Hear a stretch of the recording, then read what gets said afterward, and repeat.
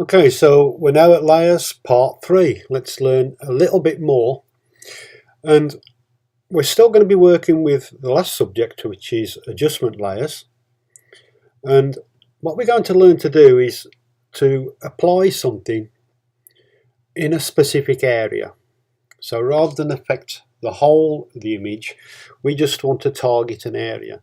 And this is a technique that I've done before on YouTube, but I'm going to do it once more because I think people really want to know about this and to understand and actually use it, because it's very, very simple and it's so powerful. You know, it really makes a good image, which if you look at this, although I took it myself, I'll say that's a good image. There's, you know, as good as you can get from a camera, but there is something on there that I would really love just to do, just to make that perfect, and that was just to add a little bit of light around this area of the eye. So to do that, we're going to use an adjustment layer. But before I actually do that, I'm going to introduce you to another tool, and the tool is the standard lasso tool. So if you go down the tools on the left hand side, you've got the lasso tools, and if you hold your mouse down on the lasso tool, whichever one's there, you'll see there's various ones. And the standard lasso tool, which is the top one, is the one, probably the most used tool that I use in Photoshop more than anything, and using this method. So it really is something that takes your pictures to the next level, like I say. But it's understanding how the tool works, and it's understanding how to do the adjustment layer. Now, it is really easy. So a lot of people tend to get bogged down with Photoshop. They look at something, they think, oh, I could never do that. You know, I can't draw, I can't. You don't have to, right? All you need to do is to follow these videos, take everything else out of your mind, and just do what I show on screen. And if you do that, don't read into it, just follow the exercise. It'll work. Yeah, guaranteed. And I've taught people of all ages, so I've even had people on my Photoshop courses 90 years old, and they've mastered things like this. And I've still got students who was with me 20 years ago who still follow my lessons and can still do all these things, you know. So it's a great age. So it really is something you can achieve, and that's really important. Don't give up. Okay, so we've got the lasso tool, and what I'm going to do, I'm going to draw an area around the eye. Now, it hasn't got to be perfect. I'm just looking at the shadow area, so I'm going to go around the shadow area, and then what I'm going to do, and this is not going to work fantastically, but I want to show you this so we know how to use this lasso tool as such. Now, when I've made the selection, if I just look at the options bar, you'll see on the options bar we've got various things. And you've got different buttons along here. You've got new selection. And really, to start with, we can use, I'm not going to talk about the fourth one, that's for more advanced uses. So we're going to talk about the first three. If I say new selection, that is, you draw your selection, and if you was to draw somewhere else, that selection would disappear and you would get a new selection that you lose the previous one. To add to a selection, that just lets you add a little bit more. So if I made a selection, I just click on this button, that just allows me to say, oh, I missed a bit here, I'll draw that bit. You know, and the next button does the opposite. So if you say, well, I've gone over there, I can just take a little bit out. So you've got subtract from the selection and you've got add to selection. So that's all I'm going to mention on that. It's as simple as that. It wouldn't really matter which one of those three you use on to start with. If you're just making a selection, it will make a selection. Even if you're on subtract, it will still make the first selection. It's what happens after you've made the selection that you use these other buttons. Okay, so with that in mind, we now go to our adjustment layers. Now we've gone over these, so we know that we can access these from the right hand palette where it says adjustments, and we've got on all these things. Now the one I use the most more than anything is curves, and that is what we're concentrating on at the moment. So the curves layer, you know, before we went over levels, we went over curves. for this we use curves. I'm going to click on that, and up comes this box, and like I described before, if we drag down it will make things darker. Now if you look at the eye on the bird, you can see it's getting darker, but it's not affecting the whole image because I made that selection to start with. It is only making adjustments to that area.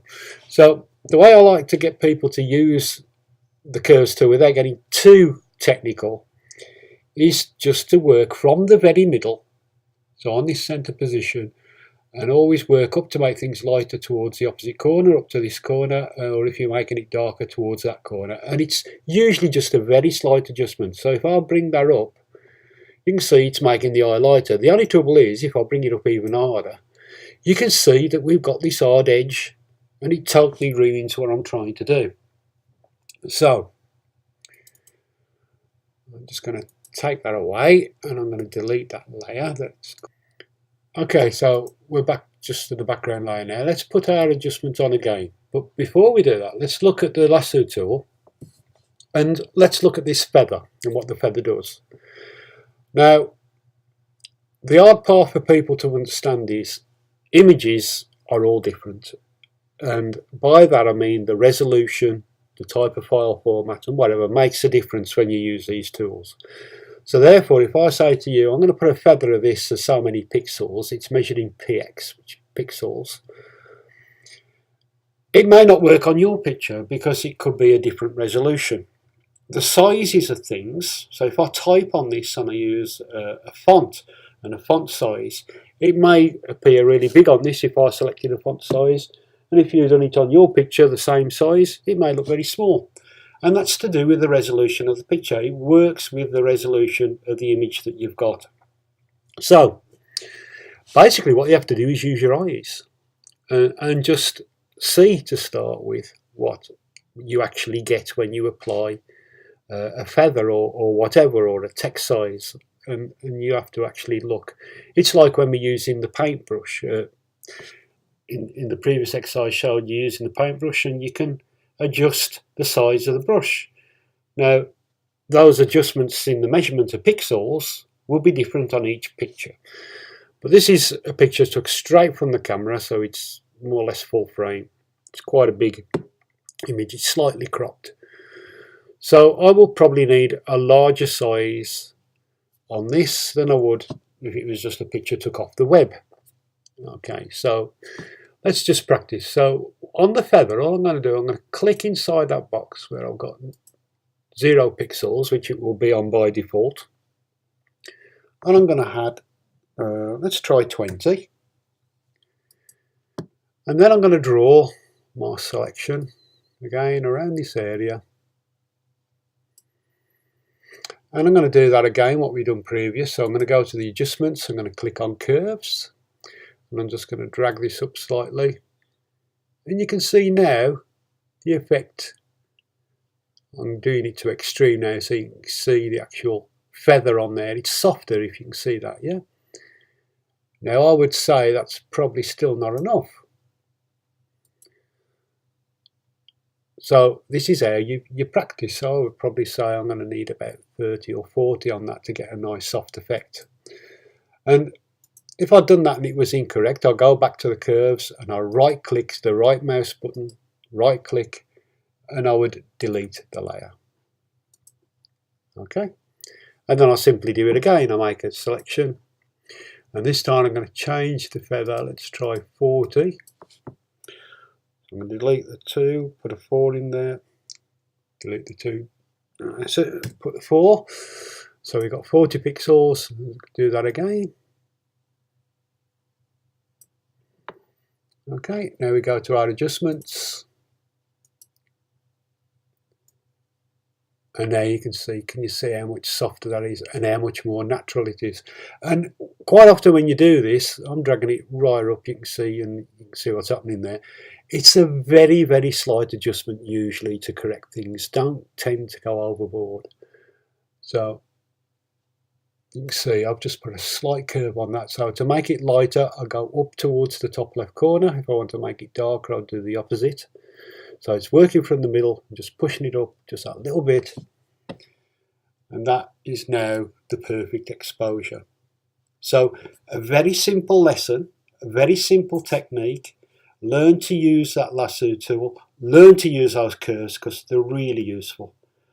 You know, if you want to darken something, it's just the reverse process. If you've got an image and some of it's too bright and you want to take it down, you just draw that circle around it, put a nice feather on so it's nice and soft on the edge, and just drag the curve down slightly. But that is what I advise everybody with curves. You can put multi-points on there, you can do all technical things, but basically light is like an overall effect. If you've got light coming in from somewhere, it doesn't just work on specific things, it just makes it brighter or darker. And by using the curves tool in that way for this technique, it's very simple. That's all you have to do to lighten or darken things. So a really important lesson, this one. Practice this on your images and you will end up with images that basically look perfect from light source, from the actual lumens of your pictures. So one to really practice and keep going over. Okay, so that completes lesson 3. I hope you enjoyed that.